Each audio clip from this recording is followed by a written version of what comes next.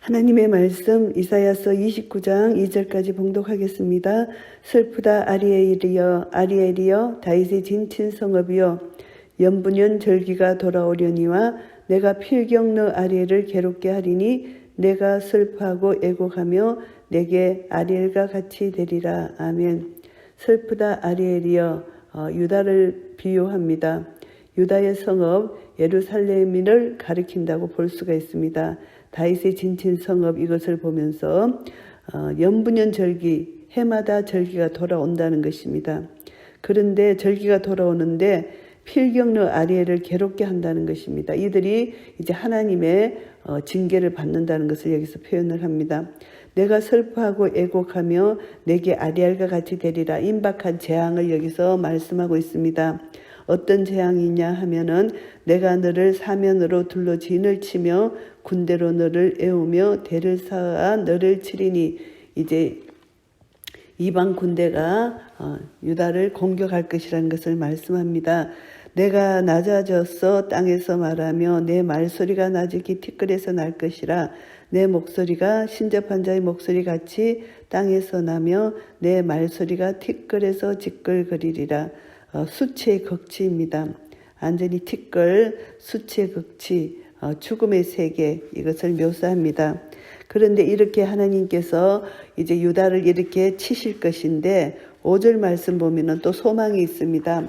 끝까지 치시지는 않는다는 것입니다. 그럴지라도 이제 유다를 이렇게 하나님께서 심판하시고 징계를 하시지만 그럴지라도 구원의 하나님께서는 내 대적의 무리는 세미한 티끌 같겠고 강포한 자의 무리는 불려가는 겨 같으리니 이 일이 경각간에 갑자기 이룰 것이라. 유다를 징계하시는 가운데 유다의 원수 대적들을 하나님께서 이렇게 심판하실 것이라는 것입니다. 그래서 만군의 여호와께서 병력과 지진과 큰 소리와 해리바람과 폭풍과 맹렬한 불꽃으로 그들을 징벌하실 것인즉 이스라엘의 대적자들을 징벌하실 것이라는 말씀입니다. 아리엘을 치는 열방의 무리 곧 아리엘과 그 보장을 쳐서 공격해 하는 모든 자는 꿈같이 밤에 한상같이 되리니 공허하게 된다는 것입니다.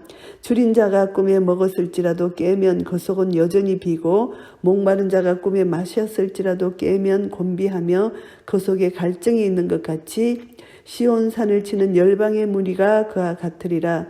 이들이 공허하고 갈증을 느끼고 이들이 향하신 하나님의 심판의 상태를 이렇게 말씀하고 계십니다. 그들은 계속 육체적으로 욕구를 가지고 계속 욕심을 내고 하지만 결코 그들의 욕구가 채워지지 않을 것이고 더 갈증만 진해질 것이다. 이것을 말씀합니다.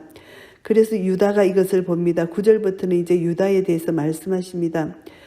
이방인이 치는 이유는 유다가 어떤 상태였나를 가르쳐 주시는데 유다 백성들이 영적으로 소경이 되었기 때문에 이방인을 들어서 유다를 치신다는 것입니다. 그래 유다의 상태가 어떠냐 하면은 너희는 놀라고 놀라라. 너희는 소경이 되고 소경이 되라. 그들의 취함이 포도주로 인함이 아니며 그들의 비틀거림이 독주로 인함이 아니라 대저 여호와께서 깊이 잠들게 하는 신을 너희에게 부어주사 너희의 눈을 감기셨음이니 눈은 선지자여 너희 머리를 덮으셨음이니 머리는 선견자라. 유다 백성들이 영적 소경이라는 것을 여기서 말씀합니다. 이들이 심판받은 원인이 영적 소경이었다. 지도자들이 영적 소경이었다. 이렇게 말씀합니다. 그러므로 모든 묵시가 너희에게는 마치 봉한 책의 말이라. 그것을 유식한 자에게 주며 이르기를 그대에게 청하노니 이를 읽으라 하면 대답하기를 봉하였으니 못하겠노라 할 것이요. 이 말씀은 하나님의 말씀의 뜻을 모르고 하나님이 명령하신 하나님의 말씀을 전혀 불순종하는 이스라엘 지도자들과 백성들의 모습입니다. 지도자가 이렇게 영적 소경이 되었기 때문에 백성들을 진리로 인도해야 될 막중한 책임을 부여받았는데도 불구하고 이들이 스스로 눈이 멀고 소경이 되었기 때문에 백성들을 인도할 수 없다는 것입니다. 그래서 이제 이들에게 그것을 유식한 자에게 주며 그대에게 청하노니 이를 읽으라 했을 때 대답하기를 봉했더니 못하겠다. 봉해서니 못하겠다는 것입니다. 또 무식한 자에게 주며 말합니다. 그대에게 청하노니 이를 읽으라 하면 대답하기를 나는 무식하다 할 것이라. 그러니까 지도자는 하나님 말씀이 봉해졌기 때문에 읽을 수가 없다. 무식한 자는 글을 모르니까 무식하기 때문에 읽을 수 없다. 이런 핑계를 댄다는 것이죠. 결국은 하나님 말씀을 멸시한다는 것입니다. 이들이 심판의 원인은 하나님 말씀을 멸시했기 때문이다. 이것을 말씀합니다. 주께서 가라사대 이 백성이 입으로는 나를 가까이하며 입술로는 나를 존경하나 그 마음은 내게서 멀리 떠났나니 그들이 나를 경외함은 사람의 계명으로 가르침을 받았을 뿐이라. 이 말씀은 형식적 제사, 외식적 제사를 드리는 이 유대 백성들의 모습을 여기서 말씀합니다. 그래서 이들이 징벌을 받을 수밖에 없는 이유가 형식적인 제사, 영적으로 무지하기 때문에 형식적인 제사만을 드린다는 것입니다. 결국은 참 종교의 모양은 갖췄지만 그 핵심인 마음은 멀어갔다. 하나님께서 마음이 없다. 하나님으로부터 마음이 멀어져 갔다.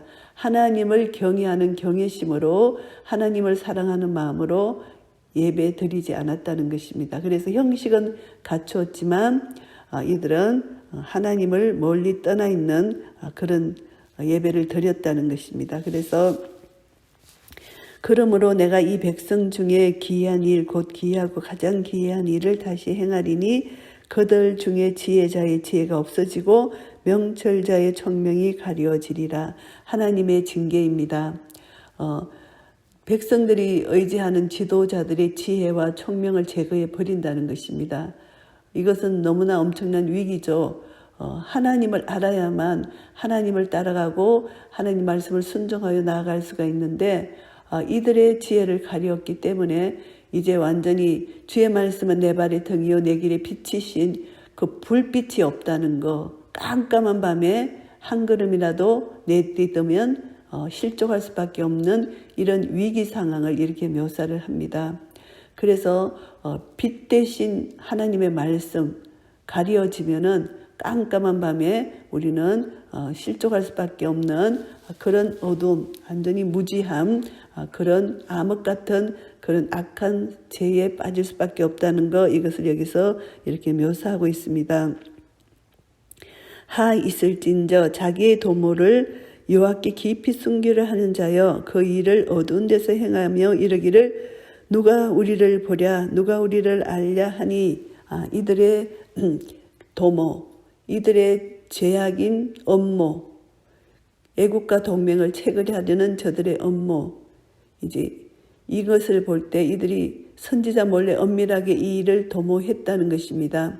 그런데 이 악인은 빛이신 하나님으로부터 벗어나서 하나님의 지배가 미치지 못하는 어둠 속으로 도피하고 싶어 합니다. 그러나 하나님은 모든 것을 알고 계시잖아요. 그래서 이들이 영적 무지하다 이렇게 말씀합니다. 자기의 도모를 아무리 여호와 하나님 앞에 깊이 숨기려 해도 숨겨지지 않는 것입니다. 하나님은 모든 것을 아시는 분이시기 때문입니다. 너희의 패리함이 심하도다. 토기장이를 어찌 진흙같이 여기겠느냐. 지음을 받은 물건이 어찌 자기를 지은 자에 대하여 이르기를 그가 나를 짓지 아니하였다 하겠으며 빚음을 받은 물건이 자기를 빚은 자에게 대하여 이르기를 그가 총명이 없다 하겠느냐. 이들은 창조주 하나님을 부정하는 불신앙을 가지고 있다는 것입니다. 창조주 하나님은 그들을 지으셨는데 피조물이 창조주 하나님과 동일한 수준에서 자기 자신을 생각하는 것은 너무나 어리석다는 것입니다.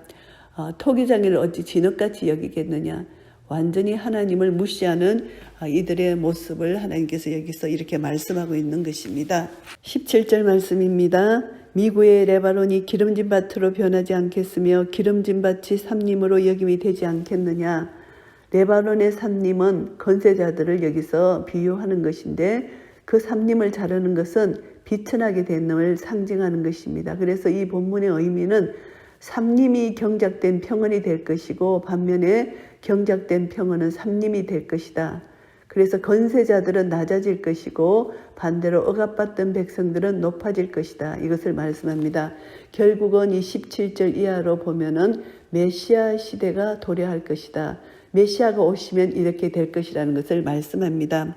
그래서 18절 보면은 그날에 메시아가 오시는 날에 기머거리가 책의 말을 들을 것이며 어둡고 캄캄한 데서 소경의 눈이 볼 것이며 미래에 이렇게 하나님께서 메시아를 통해서 백성들을 이렇게 살려주실 것이라는 것입니다. 그날에 그 기머거리가 책의 말을 들을 것이며 어둡고 캄캄한 데서 소경의 눈이 볼 것이며 귀가 뚫리고 눈이 열리는 치유의 역사가 일어난다는 것입니다. 메시아가 오시는 날, 그래서 듣지 못하고 보지 못하는 그들이 이제 볼 수 있고 들을 수 있다. 하나님 말씀을 선지자를 통해서 전달된 하나님 말씀을 볼 수 있고 들을 수 있다. 단단하게 굳었던 백성들의 마음이 부드럽게 변화될 날이 온다는 것을 약속하시는 말씀입니다. 겸손한 자가 여호와를 인하여 기쁨이 다하겠고 사람 중 빈핍한 자가 이스라엘의 거룩한 자를 인하여 즐거워하리니 이제 변화된 새로운 미래의 상속자들, 겸손한 자들, 빈핍한 자들, 이들이 이제 영적으로 경건해지고 이들은 자신의 권리를 주장할 수 있는 힘이 지금은 없었지만 오직 하나님의 손에서 자신들이 모든 것을 이제 자기 권리를 찾을 수 있고 이스라엘의 거룩하신 자를 인하여 즐거워할 수 있는 영적으로 경건한 이런 삶을 살 수가 있는 은혜를 주신다는 것입니다. 여호와를 인하여 기쁨이 더한다는 것입니다. 우리의 기쁨은 오직 여호와 하나님으로부터 주어지는 것이기 때문에 이 기쁨을 소유한 자는 강한 자라는 것을 말씀합니다. 이는 강포한 자가 소멸되었으며 경만한 자가 그쳤으며 제약의 기회를 엿보던 자가 다 끊어졌습니다. 이 악한 자들이 다 소멸되었기 때문에 진리를 조롱하던 이런 모든 자들이 소멸되었기 때문에 이제 진리가 이들을 온전히 사로잡아서 진리 안에서 자유함을 얻게 되는 것입니다. 그들은 송사에 사람에게 죄를 입히며 성문에서 판단하는 자를 올무로 잡듯하고 하며 헛된 일로 의인을 억울케 하느니라. 이들이 종교 지도자들 하나님 말씀을 무시한 자들이 향한 제약이 어떤 거냐 하면은 송사에서 사람에게 죄를 입힙니다. 죄가 없는 사람에게 거짓 증거를 해서 무고한 사람을 죄인으로 조작하는 것, 이들의 죄입니다. 그리고 여기 두 번째 죄는 판단하는 자, 성문에서 판단하는 자를 올무로 잡듯 한다. 이제 재판관을 올가미로 씌워서 넘어뜨린다는 이런 말입니다. 올바른 공의로 판단하지 못하도록 이렇게 불의를 행하는 이들의 모습. 그리고 또 한 가지는 헛된 일로 의인을 억울케 한다. 의인들이 마땅히 누려야 할 정당한 권리를 박탈당한다는 것입니다. 이들이 이렇게 악한 일을 행했습니다. 그래서 이들을 강포한 자가 반드시 소멸될 것이다 이렇게 말씀합니다. 그러므로 아브라함을 구속하신 여호와께서 야곱 족속에 대하여 말씀하시되 야곱이 이제부터는 부끄러워 아니하겠고 그 얼굴이 이제부터는 실색하지 아니할 것이며 그 자손은 나의 손으로 그 가운데서 행한 것을 볼 때에 내 이름을 거룩하다 하며 야곱의 거룩한 자를 거룩하다 하며 이스라엘의 하나님을 경외할 것이며 마음이 혼미하던 자도 총명하게 되며 원망하던 자도 교훈을 받으리라 하셨느니라. 결국은 아브라함을 구속하신 하나님께서 말씀하십니다. 야곱의 집은 고조상 아브라함으로부터 기원한 것이기 때문에 하나님의 선택된 백성을 가리킵니다. 그 옛날 아브라함이 우상 숭배에 빠졌던 사람들로부터 구별되어서 하나님 백성의 조상이 되었듯이 이제 여호와를 저버린 많은 사람들로부터 구별된 남은 자들로 통해서 새로운 공동체를 만드실 것이라는 것입니다. 하나님께서 베풀어 주신 이제 구원의 역사를 보게 됩니다. 그들이 이제 보일 반응은 하나님의 이름을 거룩하다 이렇게 경배 찬양을 드리는 것입니다. 하나님을 경외하는 것입니다. 거룩하신 하나님의 이름을 높여드리는 것입니다. 유일하신 하나님, 절대자이신 하나님, 모든 주권을 가지고 계신 하나님의 이름을 온 세상에 선포하고 찬양하는 것입니다. 하나님의 거룩하심을 이들이 바로 깨달아 알았기 때문입니다. 그래서 그들은 이제 혼미하던 마음이 이제 거룩한 마음으로 하나님을 깨닫게 됐다는 것입니다. 그들의 영혼이 방황하고 소경이 되었지만 기머거리 같았지만 그때는 하나님의 말씀을 도무지 알지 못했지만 이제는 깨닫게 된다. 불평하던 자들, 완악하고 패역해서 하나님의 교훈을 거부하던 자들이 이제 하나님의 말씀을 배우고 말씀해 주시는 기쁨, 주의 말씀이 영이요 생명인 이 말씀을 능력을 통해서 이들이 생명을 부여받는 그런 놀라운 역사가 일어날 것이라는 것을 말씀합니다. 오늘 이사야서 29장 말씀을 정리하겠습니다. 1절부터 14절까지는 예루살렘에 대한 탄식입니다. 그리고 그들이 받는 형벌입니다. 이제 하나님께 예배하는 그 축복의 장소, 그 심판의 장소로 변했다는 것입니다. 예루살렘은 이스라엘의 종교적 중심지인데 하나님께 대한 제사가 베풀어지는 그 장소, 그것이 이제 완전히 심판의 장소가 되어버렸다. 그래서 형식적인 예배, 하나님의 진노만 일으키는 것이고 하나님의 파멸을 자초할 수밖에 없다. 이것을 말씀합니다. 그래서 이제 하나님의 축복을 받아들이지 못하게 되면은 엄청난 저주를 받게 된다는 것, 이것을 말씀하고요. 하나님께서는 하나님 백성들의 대적자들을 심판하심으로 사랑을 확정시켜 주신 것이 5절부터 8절입니다.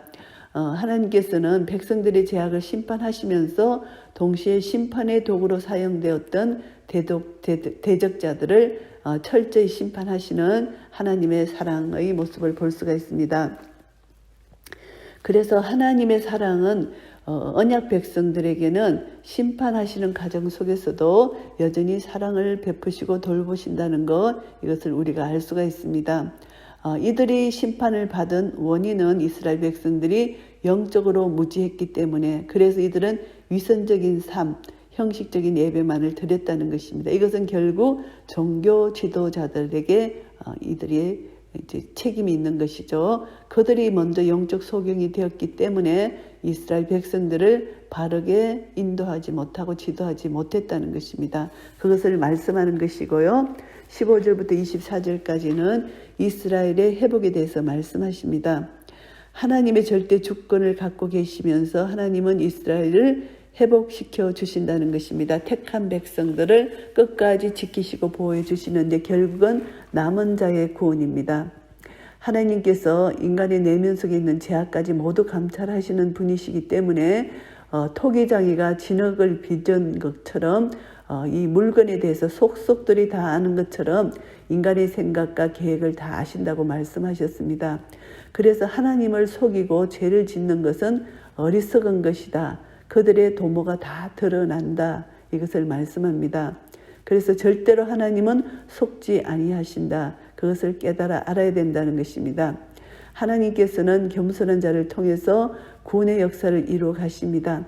택한 백성들을 회복시키신다는 것입니다. 그래서 이제 그들이 패역하고 하나님의 구원의 역사를 그들이 무시했을 때 하나님은 일단 징계를 하시고 그 징계 후에 남은 자를 통해서 계속 하나님의 구원의 역사를 이루어 가시는 것입니다. 그래서 겸손한 자는 여호와를 인하여 기쁨이 더한다는 것을 말씀하고 있습니다. 겸손한 자, 하나님의 말씀을 받아들이는 자, 하나님께 순종하는 자를 여기서 겸손한 자로 표현할 수가 있습니다. 그래서 하나님께서는 이스라엘 백성들의 패역에도 불구하고 궁극적으로 그들을 회복시켜 주셨습니다. 예루살렘의 절망적인 상황 속에서도 하나님께서 구원의 역사를 이루어 가시는 것을 볼 수가 있습니다. 언약 백성에 대한 회복, 이것을 말씀합니다. 그래서 이제 이스라엘은 이제 다윗 위에 또 아브라함을 통해서 믿음의 조상 아브라함을 통해서 하나님이 언약하신 그 언약이 이렇게 이루어진 것을 볼 수가 있습니다. 그래서 우리는 이것을 통해서 하나님은 패역한 이스라엘 백성들 속에서 하나님은 남은 자를 통하여 구원을 이루시고 하나님의 구원을 소망하며 즐거워할 수 있는 그 남은 자를 하나님 두신다는 것, 이것이 우리의 기쁨이고 하나님의 구원의 역사고 하나님의 사랑입니다. 그리고 이제 남은 자는 하나님과 영적으로 긴밀한 교제를 통해서 날마다 거룩한 삶을 살고 하나님께 더 가까이 나아가서 하나님이 이 땅에 남겨놓으신 그 사명을 깨달아 알아서 잘 감당해야 된다는 것입니다. 하나님 말씀이 끊어지고 하나님 말씀을 불순종하고 무시하게 되면은 결국은 영적 소경이 되는 자에게는 결국 그들의 삶은 완전히 비참한 최후를 맞이할 것이고, 이제 회개하고 주께로 돌아와 깨닫게 되면은 겸손하게 주님의 말씀을 받는 자에게는 하나님께서 끝까지 그 사람의 삶을 지키시고 보호해 주신다는 것, 결국은 하나님의 자녀냐 하나님의 자녀가 아니냐 이 차이입니다. 하나님께 나와 회개하고 하나님의 자녀가 된 자, 우리 신약시대에 우리 주 예수 그리스도를 나의 구주로 영접한 자, 하나님 말씀을 믿고 믿음으로 주님 앞에 나온 자들에게는 하나님의 자녀가 되는 권세를 주시고 사망에서 생명으로 옮겨주시는 이런 은혜를 받게 되는 것입니다. 그래서 우리는 진리를 우리가 받음으로 진리 안에서 자유함을 얻을 수가 있습니다.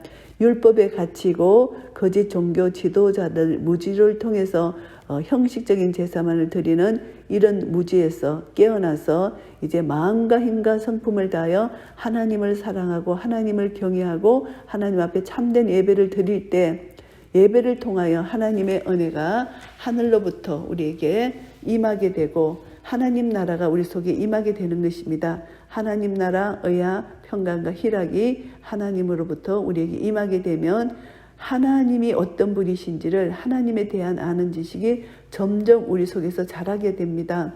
하나님의 사랑의 넓이, 길이, 높이, 깊이를 점점 깨달아 알게 되고 하나님 말씀을 통해서 예수 그리스도로 충만해져서 이 충만한 그 놀라운 은혜를 말미암아 우리는 하나님을 더 알고 더 사랑하고 더 주께 가까이 가고 주님과 더 깊은 교제를 통해서 하나님을 더 사랑할 때 우리 하나님께서 우리에게 맡기신 사명, 하나님 사랑, 이웃 사랑을 잘 감당해서 하나님 앞에 섰을 때 착하고 충성된 종아 잘하였다 칭찬받는 한 분 한 분 되시기를 예수 그리스도 이름으로 축복합니다. 아멘.